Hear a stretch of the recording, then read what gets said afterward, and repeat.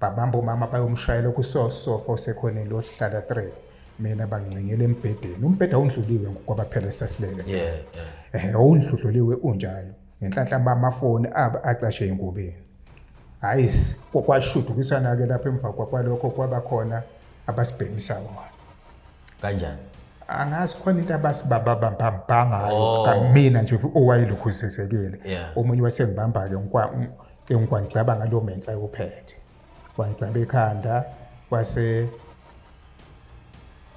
engigwaza endlebeni ngawo futhi hayi ukuthi wakwangikwazi kushuthi sotho futhi nje kuyangisika babekhipha igazi igazi balifaka eplastikini wamakinopho lo mncane balifaka khona elikhiphe alithi abanye babangibambe nje ngqe emva kwalokho babalivala balifaka isikhwameni nami ngakhona ukuthi donsa ifoni egawuneni ngafonela ummeli yes ummeli ngenhlanhla nje ngikwaresponda ngazi kanjani ngoba phela ebusuku vele akathanda ukufonela ngamtshela wathi Mr. KUBEKA what's wrong ngamtshela ngathi siyashaya wala siyahla so that by who ngathi ngamaphoyisa wathi give them the phone bayihlwithe phone bamthuka naye ngithi ibhaliwe la Mr. Motle hayi bamthuka emva kwalokho bayiqintsisa etafuleni inene crack nje ngenhlanhla ngakwazi ukuthi ngiyithathe ngiyifake egawuneni hayi basebengidonsa ngebhande legawuni ke sebongiphushela phandle ke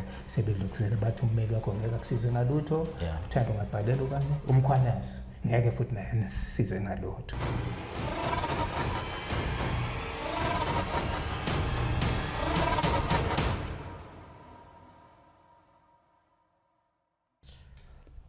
Alright, sikubingelele sikwamukela ohlelweni the Everyday People Show igama lami ngubhekana Msuthu wakwaZungu. Siyabonga that you are tuning in namhlanje. Njengenjwayelo ke sihle sikulethela abantu aba interesting, sikhuluma nangehloko ezi interesting. And also ke today uhlelo namhlanje also lu special ngalendlela emangazayo because siyazi ukuthi mphakathini isikhathi esiningi sibe nezinkinga esibhekana nazo. Uthola ukuthi sometimes azisolveki ngenxa yokuthi mhlambe abantu kumele bayisolve bagcine zingafinyelelanga kubona ne that's why we have a platform njengale Everyday People Show to make sure ukuthi even abantu asibeke bazama bahluleka bezama ukulungisa izinkinga zabo they can always come here and say hey sengizamile akulungi izinto engithi ngiyazenza namhlanje ke sino double ubucayi ngendlela emangazayo you can imagine ukuthi uyihlalele nje ekhaya lakho ubone kungena amaphoyisa afaka isibhaqa ashaye wonke umuntu ola endlini maqede nikhishwe ngesankahlo endlini esenihlale kuyona iminyaka la eduze kwami sinobaba ukubheka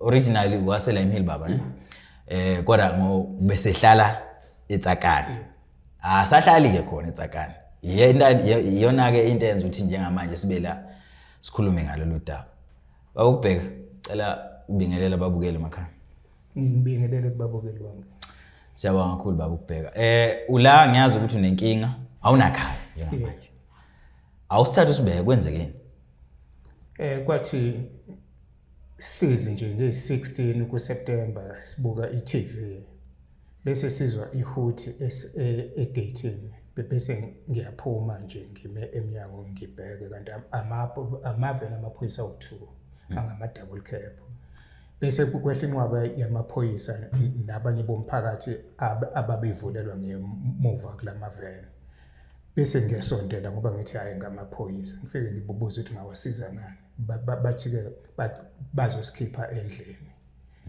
ngathi ikhona i-eviction letter ngiyokusikhipha but no sizomkhipha bese siyabopha kana ngoba ukukhuluma kakhulu ngabaleka ngayongena endlini ngavala ibhadla ngayikhiya bacela ithuluzi kwamakhelwane udlawo bayiqhekeza ingede esangweni bangena mabefika eminyango bafike bakhahlele futhi la kuyibhadla bese bethi hayi asisengeneni ngeke vele avulelo bese beqhekeza ingede esebhadla kadeka eminyango bayivule bese bekhahlela umnyango babangene bese besifufutha ngama pepper spray sobabili sinomama wasekhaya O ni nomama endlini. Sinomama endlini. Izingane azikho. Izingane azikho. Oh, okay. Ninazo yini izingane? Cha, izingane mina nginazo nje ezami. Oh, kodwa ningahlali nazo. Yes. Okay. Kwenzeka lokho baba ngifuna ukuthola kusemini kusebusuku noma kusebusuku. Kusebusuku. Ngoba ikhathi. Ngo-8:30 kuya ko-9. Oh, okay. Yeah. Ngigqoke usho igown. Yeah. Engaboshwa ngiqhubela ngavela ngayo enkantolo futhi. So bangena nje basho abakhuluma izinto eziningi bathi sizonikhipha la. Bathi sizonikhipha la. Okay. Futhi angeke nilale kwanamhlanje la. Alright. Ngifuna ke ukuthi baba sithi ukuhlehla kancane because ngifuna ukuyithola kahle ekuqaleni. Indlu enihlala kuyo nina baba indlu yenu noma niqhashile kwenzakalani endlu? Izindlu but to umama zakhiwa cishe ngo-2005 lapho zaphela ngo-2006. Okay. Umama ke mina bengekho ke la eMNAMBITHI bengisasebenza eThekwini. Umama ke base bacela kuma ward committee ngaleso sikhathi ayekade ebheka izindlu ukuthi bacela ukuyibheka izindlu ngoba nakho abahluphekile abanandawo. Kuthiwa ngempela banika ikhiye ama ward committee imomo most bonke abantu abahlala lapha. Oh. Banikwa nje ama ward committee ngaleso sikhathi izindlu ukuthi abahlaleke. That is 2006. 2006. Okay, yeah. So uthi umama ke ngokusho kwabo ke bahlala kwaze kwabafika isikhathi sokuthi ku-applyelwe ugesi ngoba kwakumnyama bese eduze kwasemathuneni futhi kusabeka nje. Ukuthi base be-applyelwa kugesi ke wafaka ugesi kukhethwa abantu kodwa kwagcina usufakelwe bonke abantu. Nje mase kukhanya kwasekusuka umsindo ke abantu sebefuna uclaim izindlu ngoba zonke ayinamatayitela since 2006 kuze kube manje. And then emva kwalokho fika sebeclaima sebehambisana nama committee angaleso sikhathi futhi ngo-2007 8 9 lapho nje sebeclaim izindlu kwaqala lapho ukuhlukumezana. Hayi kwaze kwaba kufika mina ngo-2008. Hayi ngafike ngamjoyina ke mina ngafike kufika sekukhanya. Hayi udlame kulelo beliqhubeka ke nje liqhubeka udlame kodwa nje bebesitoyitoyela. Besho ukuthi abahlala abantu abasendaka la babuyele endaka afuthi la kwakuhlala abantu abazalayo besho yonke nje lonto le. Kwaze kwafika isikhathi sokuthi ayi ngiqale ngireporteke ngareporta kula kumasipala. Ngareporta ngisizwa nawo mama kabathiza babesebenza khona. Okay, ngifuna ukuyithola kahle laba. Njoba lo kutoyitoyizelwa wonke umuntu okule community. Kutoyizelwa thina kuphela. Kumiwe esangweni kushawa ngamajepe kwendlu kutoyitoyela thina. Kodwa wonke umuntu ola ungene ngalendlela nane nangena ngayo. Oh, okay. How? Yini inkinga mawucabanga wena yini kube yini kakhulu? Inkinga yami ngiyalokho kusho ukuthi kwaba ukuthi sebetholile ukuthi ngihlobene noNjaba. Oh. Ngoba ebekafike mhlambe nje mayikhona imhlahlangana abazoyibamba kuse-early afike babangivakasheleke nama bodyguard akhe. Kwaqala lapho ukuthi nje ngivakashelwa umuntu mhlambe abangamthanda oba futhi ngaleso sikhathi kwayisesendaka municipality engakabi bikho nala bathi abafuni lutho oluhlanganisa indaka netsakane ikwafela ubala la basho yonke into batoyitoyi swabisi futhi amaphoyisa afifika in numbers khona la cishe ngathi kwacishe kwaphuma iveni yonke kwakusaphethe umphathi station ungubane nakhona samthola ngoba esefonelwa unjapha esemzini wakhe ekuvukeni ukuze isincedakale thina sasa bathe siyafonela emaphoyiseni hayi lutho amaphoyisa busy yini nina ningaphuma endlini mangabe abantu bethi ababanifuna endaweni. Kwaqala nje kanjalo ke nje kukhulunywa leyo magama la kwasisiza kunjaba wafonela nje umphathi station wangaleso sikhathi wafika kwakhe kwathula emva kwalokho. Uthe mangabe sekuthule kwalile beqala kiye kodwa ila iqale khona kakhulu lento emva hayi nanuthi emva kushone yena kunjaba. Okay. Ngosuka ishone ngalo sekuvelile kuma social media o-RIP ngalolu suku sisatoyitoyela lapho ke kwakhona usho ikhansela sisitoyitoyela ikhansela ward bando ward 9. Okay, yeah. Kwakhona ngisho ikhansela samangala ukuthi lathi mangabe kufanele likhuze lathi ke no ngeke likwazi ukukhuza ngoba thina vele sihlezi la ngokungemthetho. Okwesibili futhi asiyeke ukuthi abantu mangabe besonile sifonela amaphoyisa fanele ngabe iyaxoxiswana lento le.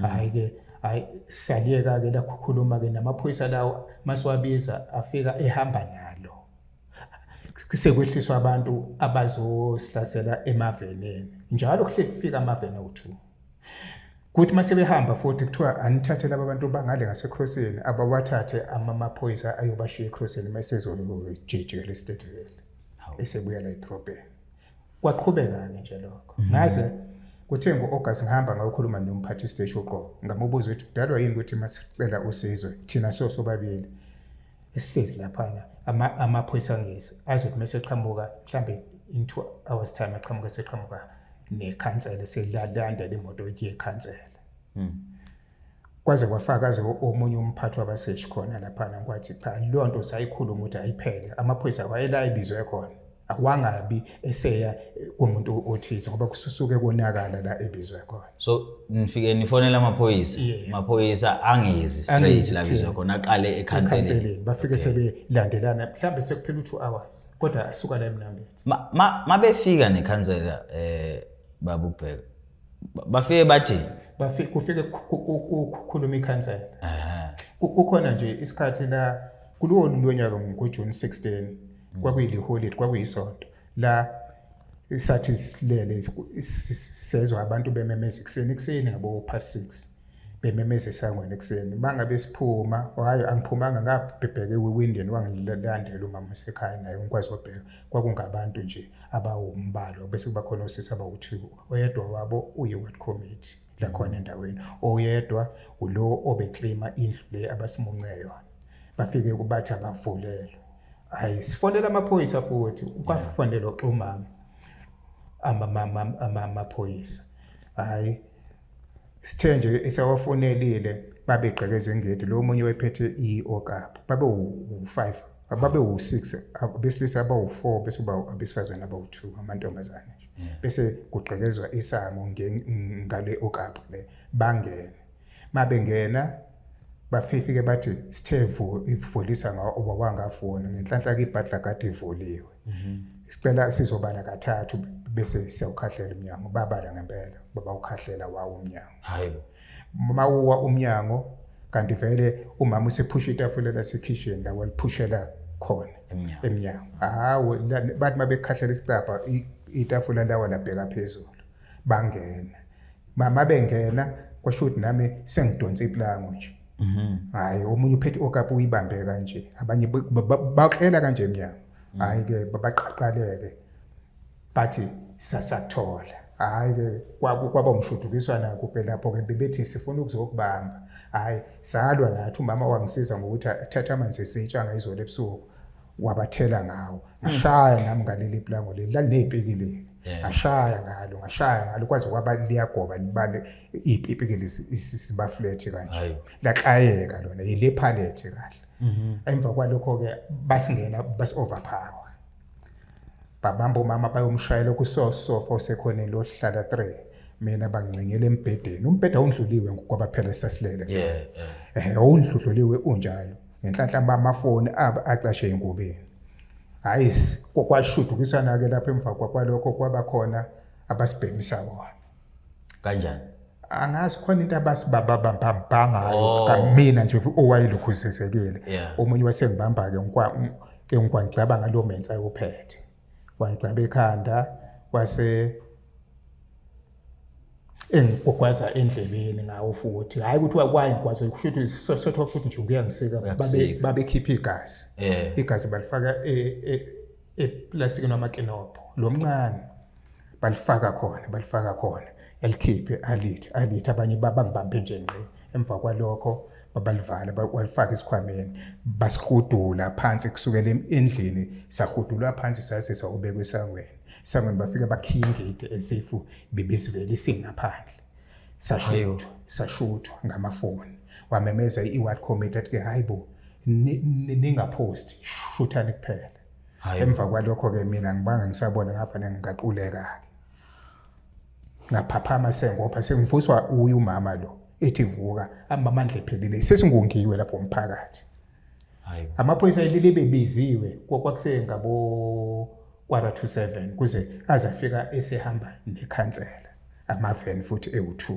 asefika ngobani ikhathi kwakungo 9 lapho nje mana ke baba zonke legameko lezoyibalayo akekho umuntu oboshwayo akuboshwa umuntu kuleyo metha nje leyo kwabe ngahamba ngayo kudokotela ngoba akwakufanele ngiye ngalilelo la kodwa manje kwafuthi sibubuyisela isicapha ngithole nabazongisiza ngayisha moya ngawufuna ozongisiza umngane wami sisabubuyisela isicapha ngakusasa lelashona ilanga isasandla sesivuvukele nje iminwe nje iyasebenza kodwa lona uphindana ngikwavuma nakumama ukwenzeka kanjalo futhi naye kwaba khona iminwe asazi ukuthi bayenzani ngoba nina kuyena awusebenzi njengalo wami ngayovula ngaye eqala kwathiwa ngiyokwenza ilokhukhuzana i-J88 police esibhedlela ngaya yangakusasa ngayoyenza i-J88 abuya ngayiletha kulo mseshi lo wephethe iqala wayithatha wayifaka kule dokodo ubathi uzongifonela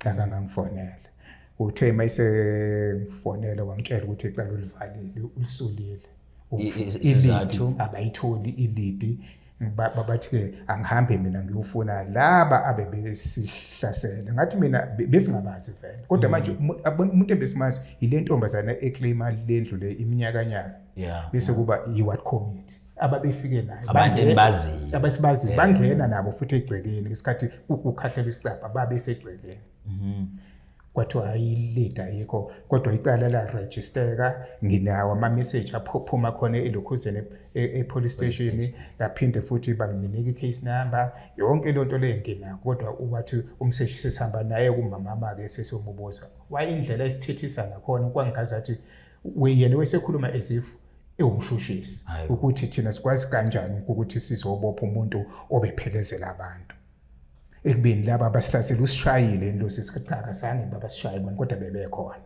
bangene ngisho egcekeni ekhahlela isicapha bathi ayikho ke lonto le basho phambi komphathi station futhi bathi ayikho lonto leyo iqala bona liyovula mhla kwatholakala abantu abasilimazile sathi abakhishwe iward committee babafike nabo bebenokha nabo esangweni baze bangena nabo egcekeni kwathiwa lelo qala lelaliko lawo maqala asise-3 nje ayalandelana kakanje umuphi unyaka kulesi gameko lesi okhuluma ngaso June 16 okay so le yokuthatha igazi asiyazi kusho ukuthi kwakhona ubuthakathi obabukho alifake eplastikini kusho ukuthini lokho asiwazi ngoba kusho nina sedudo kodweni kukhona balifake eplastikini bathi bazosilungisa ukuthi bazosibulala bazosilungisa how ngawo intambo yami esokhalweni yangilahlekela ngapho nje ngapha phambi ngekho futhi nakhona ngayibona ebusuku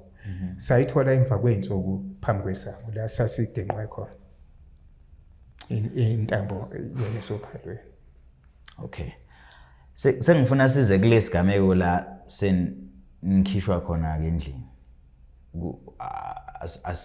asiqale nje kahle nihlalele kutambama nibukela i-TV kulukudwa abantu kwenzakalani after that kwabeke sekuthathwa umama wayovalela kwenye ivene ayisisusiwe emgwaqeni ilandela le enye yokuqala yayopakwa komunye umuzi nje osestradini nje ongenhla kukwamakhelwane faka phakathi mina vele sengivaleliwe kule ebhake esangweni ayifike eqala kwehliwa kwenye ukwendlini asazi ukuthi kwakwenziwani asithini esihlala khona sisekho nina ni7 semaveni lahlukene umama ufonela umfowabo ke enhlathu umfowabo uhlahlala khona etsakane nje ngaseranke yamatekisi wafonela umfowabo ukuthi akeze sosizo kanti umfowabo vele wangena sisashaywa endlini washaywa nayo bamphusha kanje wahamba wayohlala emotweni nendodakazi yakhe ibona ke engathi ngithathwa lamaphoyisa babesale sebedonsisa umama impahla ke zikhishelwa ngaphandle kwesango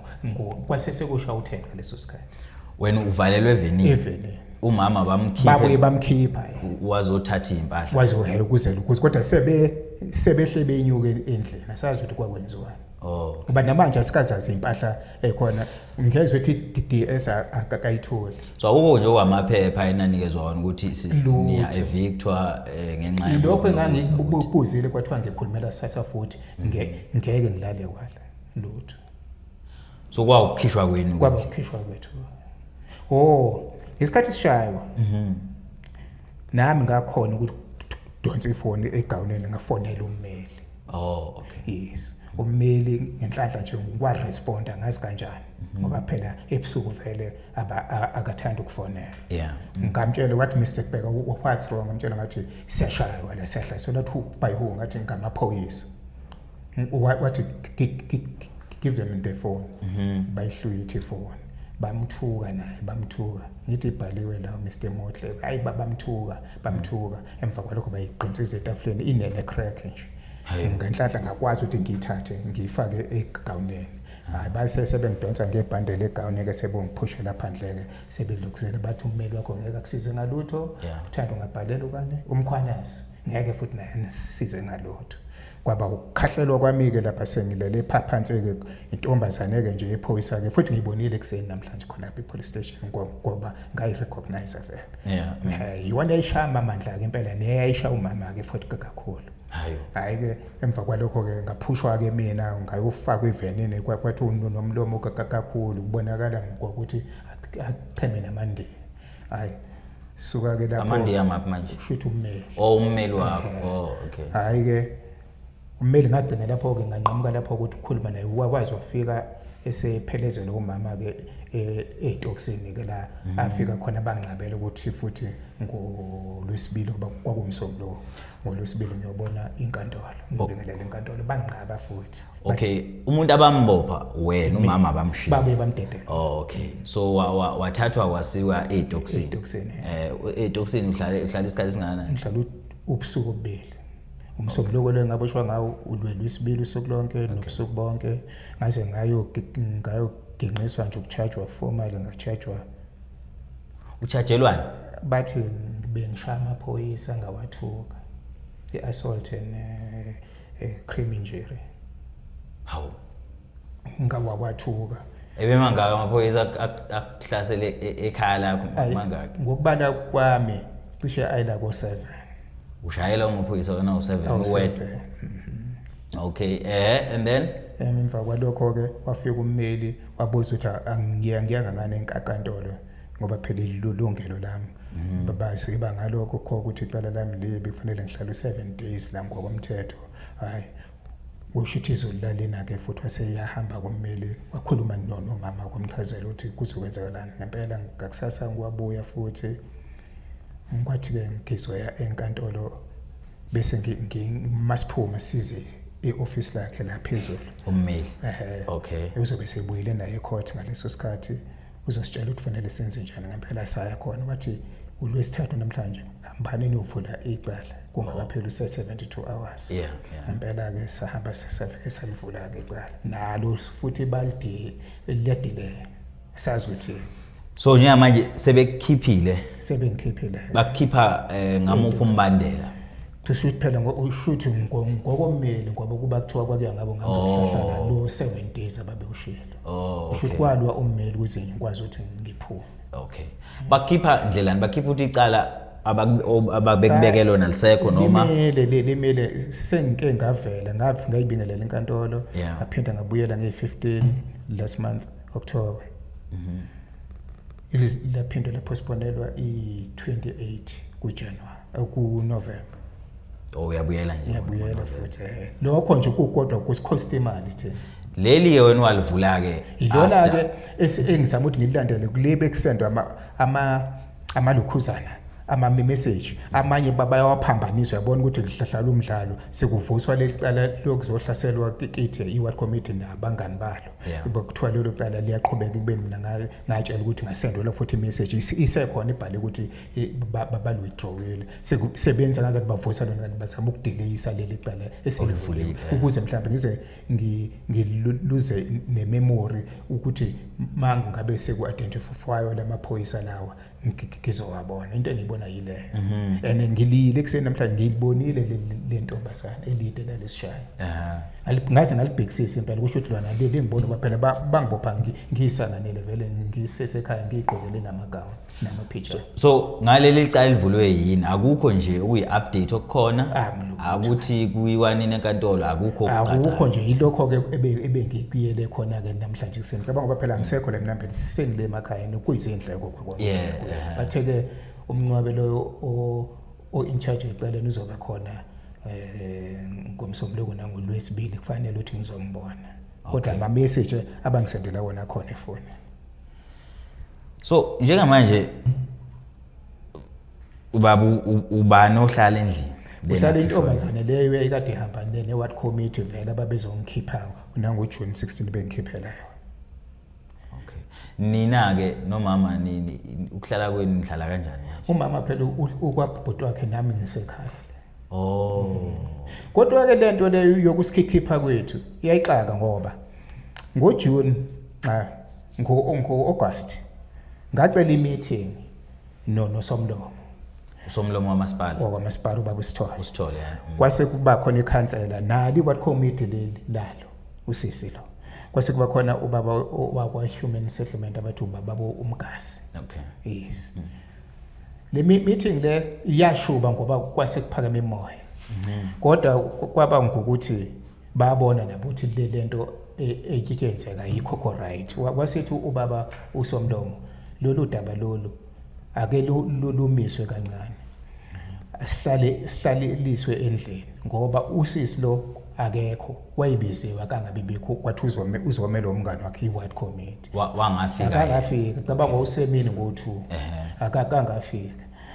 Kwase kuthiwa kufanele aphathe ubufakazi bonke ukuthi le ndlu ngoba yena ungwakwaHlongwane mayesho kodwa indlu yayi applyelo umama ngwakwasibisi uSimangele Joyce Sibisi. Okay. Manje kufunakala iproof mase xhunywe noHome Affairs ukuthi wake wa-exist ani lo mama ethi ungoma wakhe emhlabeni nje noma ipasi lelo naye ngasanalo lanamapage awu2 ubonakala ukuthi nje walithole asazi ukuthi ngandlelani kodwa akale lethi proof yalo ID bese lethi proof certificate zokuzalwa bakusazothindwa uHome Affairs.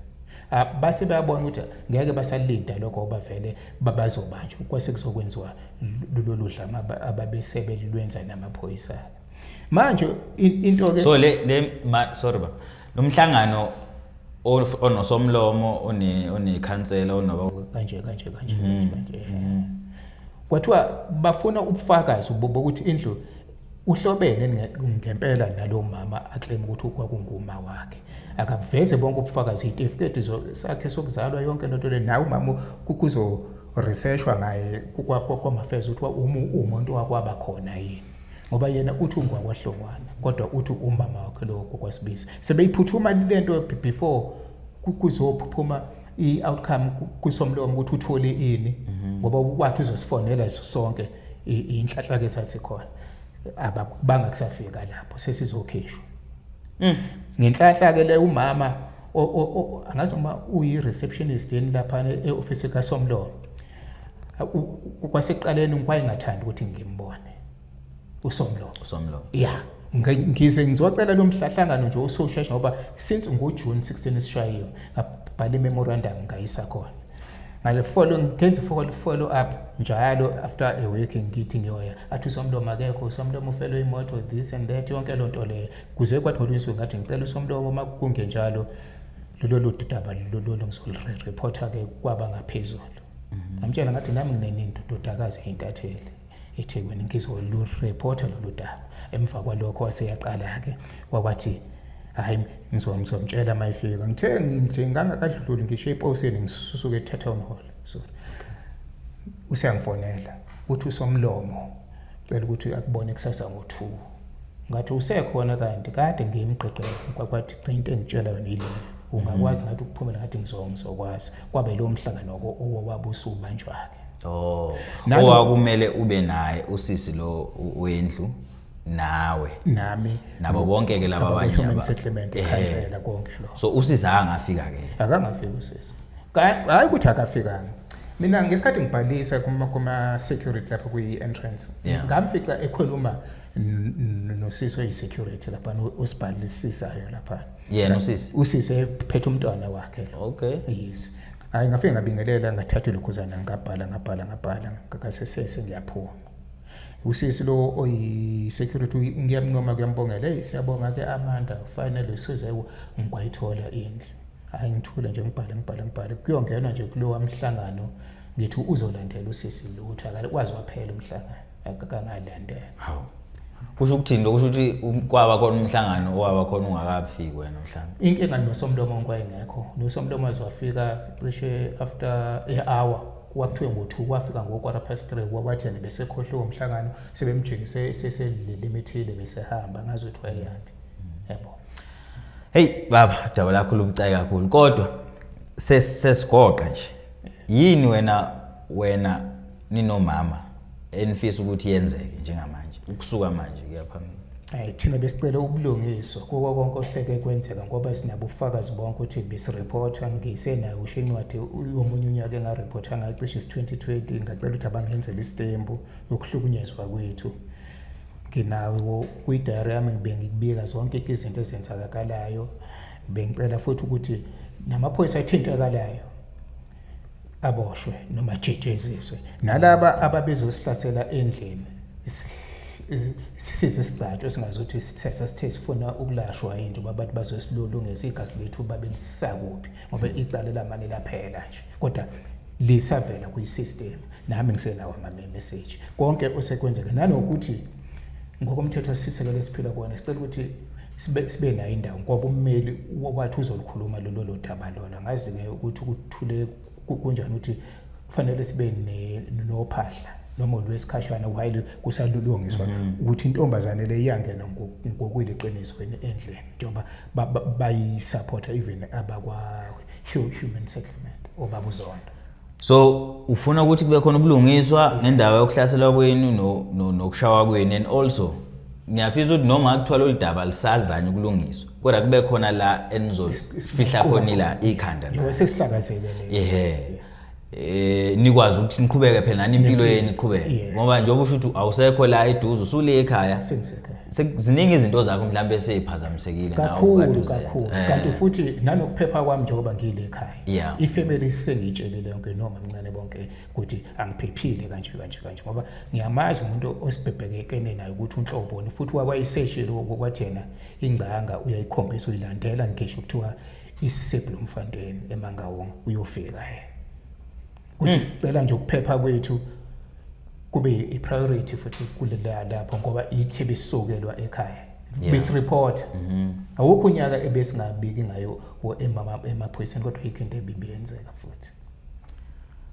Baba siyabonga kakhulu isikhathi sakho. Thina ke into esiyenzayo iyo le siya isixoxe nabantu abanenkinga bese sithatha sifaka lapha ya uma bekhona umuntu obonayo onosizo ongangenelela kule ndawo indaba le nje wangisho ejule ethinta ikhaya sekukhona abantu abangenala ikhaya manje because of lento asisho ukuthi ibona ba right noma kunjani abafa wrong kodwa ngicabanga ukuthi ngafena kuwe baba nomama ukuthi at least le ndaba isheshe iresolveke so that nani nizokwazi ukusuka la kuyaphambili kwenzakalani and also nendaba yokushawa bafethu indaba yokushaywa ukuhlaselwa lezi zinto ukugcatshwa nani ngicabanga lezo zinto lezo izinto kumele ngabe zithathelwa phezulu ngoba akuyona into enhle ukuthi umuntu ashaye kumuntu okumele ashawe. So siyacela whoever is actually watching who can actually whether ummeli noma umasipala noma yini ongakhona ukuba nosizo nje angangenelela bese kuba khona inqubekela phambili kulolu daba ngandlela thize engathi ngangenele baba siyabonga kakhulu isikhathi sakho. Siyabonga nathi kakhulu. Asithemba ukuthi mhlambe khona okuzokwenzeka baba. Sithemba kanjalo. Siyabonga kakhulu. Cha asivalelise ke thina. Igama lami uBhekani Msuthu ngakwaZungu. This is the Everyday People's Show. Siyabonga kakhulu. Thank you very much.